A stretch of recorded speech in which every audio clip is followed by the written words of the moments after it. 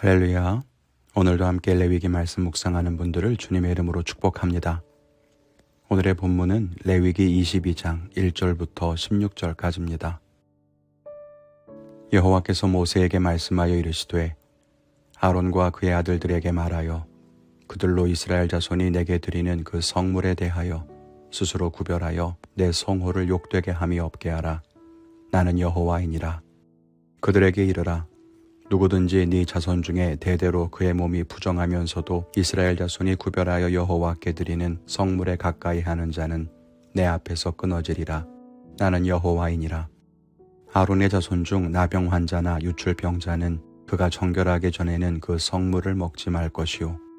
시체의 부정에 접촉된 자나 설정한 자나 무릇 사람을 부정하게 하는 벌레에 접촉된 모든 사람과 무슨 부정이든지 사람을 더럽힐 만한 것에게 접촉된 자, 곧 이런 것에 접촉된 자는 저녁까지 부정하니 그의 몸을 물로 씻지 아니하면 그 성물을 먹지 못할지며 해질 때에야 정하리니 그 후에야 그 성물을 먹을 것이니라. 이는 자기의 음식이 됨이니라.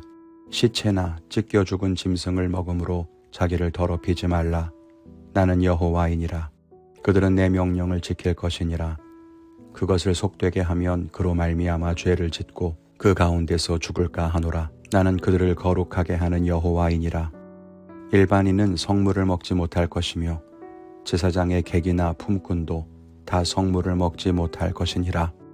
그러나 제사장이 그의 돈으로 어떤 사람을 샀으면 그는 그것을 먹을 것이며 그의 집에서 출생한 자도 그렇게 하여 그들이 제사장의 음식을 먹을 것이며 제사장의 딸이 일반인에게 출가하였으면 거제의 성물을 먹지 못하되 만일 그가 과부가 되든지 이혼을 당하든지 자식이 없이 그의 친정에 돌아와서 젊었을 때와 같으면 그는 그의 아버지 몫의 음식을 먹을 것이나 일반인은 먹지 못할 것이니라.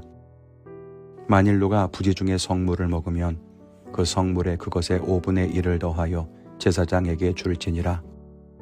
이스라엘 자손이 여호와께 드리는 성물을 그들은 속되게 하지 말지니 그들이 성물을 먹으면 그 죄로 인하여 형벌을 받게 할 것이니라. 나는 그 음식을 거룩하게 하는 여호와이니라. 아멘. 하나님께서 제사장과 레위인들을 특별한 방법으로 먹이십니다. 농사를 짓지 않고 목축을 하거나 수렵 활동을 하지 않는 레위인들과 제사장들이 생계를 유지할 방법은 없지요. 그래서 하나님은 이스라엘 백성들이 드리는 제물 중에서 일부를 제사장들에게 돌리게 하셨습니다. 하나님께 드려진 것 중에서 일부를 제사장들에게 나눠주신 거죠. 오늘 그 성물에 대한 말씀을 통해 은혜를 나누기를 원합니다. 첫째는 은혜에도 자기의 몫이 따로 있다는 것입니다. 하나님이 성물을 나누신 것은 특별한 은혜였습니다. 그런데 하나님이 제사장에게만 은혜를 주신 것은 아니죠. 모든 백성들에게 은혜를 주셨어요.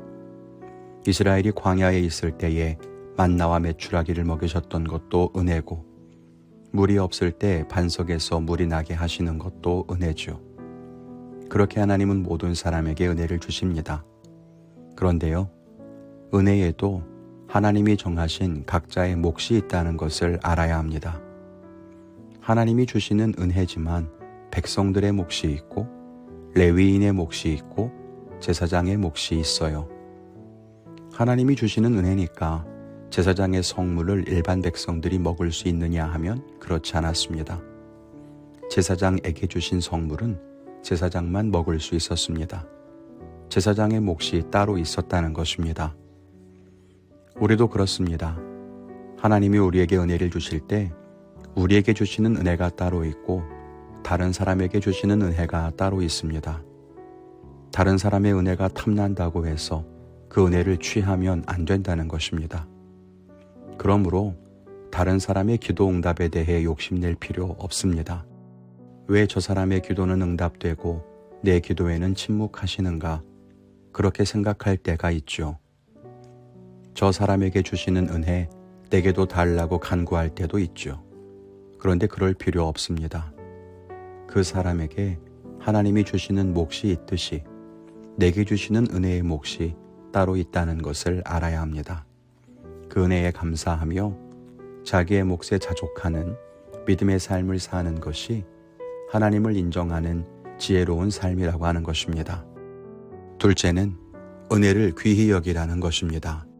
하나님이 우리에게 은혜를 주실 때에 우리는 그 은혜를 귀하게 여겨야 합니다.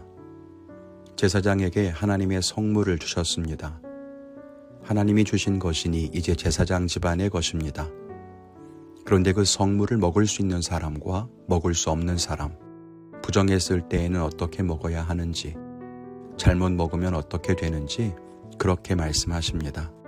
하나님이 자기에게 주셨으니 자기의 것이지만 그것을 소중하고 두려운 마음으로 대해야 하는 것입니다. 은혜도 그렇습니다. 하나님이 우리에게 은혜를 주실 때 그 은혜를 방종하여 사용하고 자기 욕심대로 은혜를 대해서야 되겠습니까? 하나님이 주신 은혜임을 알고 오히려 더 소중하게 여기고 더 두려운 마음으로 사용하는 것이 진짜 하나님을 경외하는 삶입니다. 하나님이 은혜로 건강을 주셨을 때 자기의 힘으로 악한 일을 하는 것이 아니라 하나님 나라의 영광을 위해 사는 것이 진짜 은혜를 아는 사람이죠. 하나님이 은혜로 재물을 주셨을 때 그 재물로 자기의 배를 불리는 것이 아니라 선을 위해서 사용하는 것이 진짜 은혜를 아는 사람이라는 것입니다. 그러므로 우리가 하나님께 은혜를 구하는 것도 중요하고 은혜를 받는 것도 중요하지만 받은 은혜를 감사하고 귀히 여기는 것이 진짜 복입니다. 오늘 저는 내게 주신 하나님의 은혜가 무엇인지를 기억하며 그 은혜에 만족하는 삶을 살아갈 수 있도록 매 순간 모든 것이 하나님의 은혜임을 기억하는 그런 하루를 살겠습니다. 여러분의 결단은 무엇입니까?